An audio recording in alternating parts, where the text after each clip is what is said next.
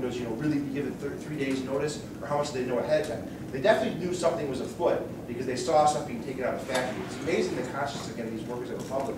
When they started seeing stuff taken out of the factory in the middle of the night, they knew something's wrong. And enough, they actually followed these trucks that were taking equipment out of the factory to find out where it was going. They spent all night following these trucks running to figure out where the hell is this stuff going, So they had a little more notice than maybe was initially thought they had. But it was still relatively rapid when this thing fell upon them. The Quad Cities thing dragged out for months. And one of the problems with that is you beat down the workers to a point where they feel like, you know what, forget it. I'm not going to win this thing anyway. What hope do I have?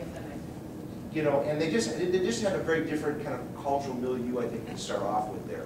So it's not an easy thing of just applying one example to the other.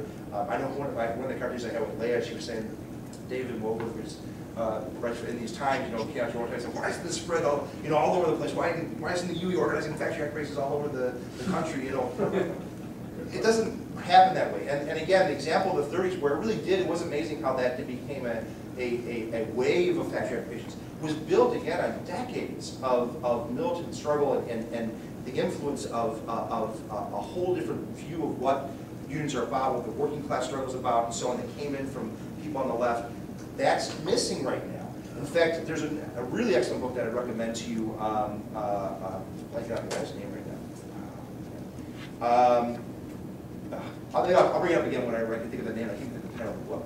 But he does an excellent job of talking about this fact that even progressives in the union movement have often been shunted off into kind of very traditional ideas of organizing. So, for instance, back in the 80s and the early 90s and so on, there was this kind of new, kind of progressive element that came into the labor movement, but they became really focused on this issue of organizing the unorganized. That became their mantra, right? Which was a good, because the problem is that for unions for decades at that point hadn't been organizing that organized. They'd been living off of the people that had already organized years before, and they weren't organizing anything new. But that became such a mantra and such a focus that it took over every other, there were no other issues were raised. The issues of democracy within the labor movement, issues of militancy and direct action, those questions weren't raised. It was all, SDIU is a perfect example of this, by the way. I mean, they're the model, they were progressive 10 years ago. They were the leadership of the labor movement. They have now become potentially the most bureaucratic top-down unit in the movement. And it's because they never addressed those questions. So anyway, I think also it sounded like you were, bringing up people getting arrested, and one thing I think that's important and related to what Earl was saying as well about undocumented immigrants. On one hand, I think it's actually a little bit exaggerated, this whole idea that undocumented immigrants are afraid to take direct action because of their undocumented situation. That's obviously a valid fear, but it seems like most of the more militant and bold labor actions in the past, decade or whatever, in the U.S. and in Chicago have been immigrants, a lot of them, I'm sure, undocumented, both in unions and not in unions, maybe even more so not in unions, and affiliated with workers' centers and things like that. And then, now, the whole concept of workplace raids, Homeland Security now is at least saying that they're not going to do raids targeting workers, which theoretically would mean, I'm sure there's still, they can still target employers, so, there can still be consequences, but theoretically that story shouldn't be able to play out where, workers are organizing and the employer calls ICE and, the ICE comes in and arrests all the workers. So maybe theoretically that would help embolden workers too if they even needed emboldening, which, I don't think they really do as much as sort of some people, bring up that angle a lot.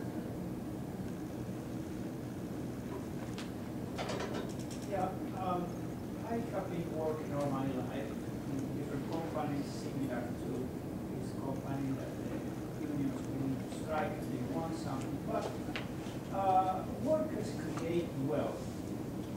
Create wealth by their ideas, by the things that they make with their hands.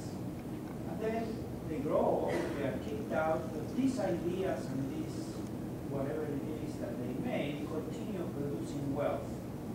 Now, these unions are all thinking on the long term, how are we going to deal with these injustices? We produce wealth, and then the wealth is taken away, we are discarded. And what happened next? Now, ways, I think the system is kaput in many ways. But suppose that the system continue working. Can we look to modifying a little bit to the advantage of the people who do produce the things that they are important to continue the society working? That's an excellent question, and again, it speaks to the problem that the labor movement has found itself in the U.S., which is, you know, they became very comfortable with the social compact that was reached between capital and labor in the 50s and 60s, right? Which was pretty much, it's our right to on the capital side was, it's our right to make profits, our right to, to be on top of the system. We'll just give you a halfway decent share in that wealth in terms of wages and benefits and so on, and you keep labor peace. That was basically the compromise that was struck between labor and capital, after the Second World War, and it, and the American working class did fairly well for a period of the 50s and through the 60s. Ever since the 70s, we've been in crisis, and that social compact has been broken by capital completely. They've abandoned that compact. But the labor movement in this country has yet to really, overcome that barrier in their own thinking. They still want to give back to that, that compact between capital and labor that existed in the 50s and 60s, rather than realize that we're in a whole new world. Globalization is a big part of this, other factors as well. So yeah, that requires a whole different way of thinking that they haven't been willing to do so far. And that's a really tough issue, because I'll show you how much that is even related to this situation.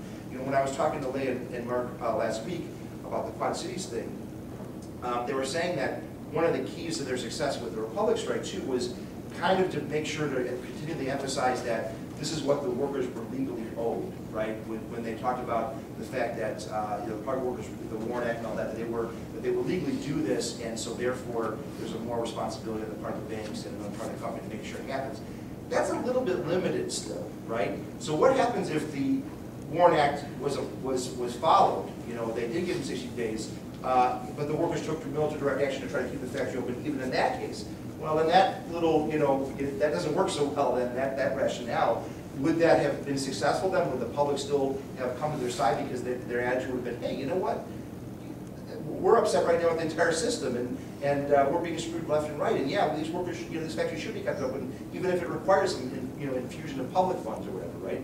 Are we at that point, societally? I don't know.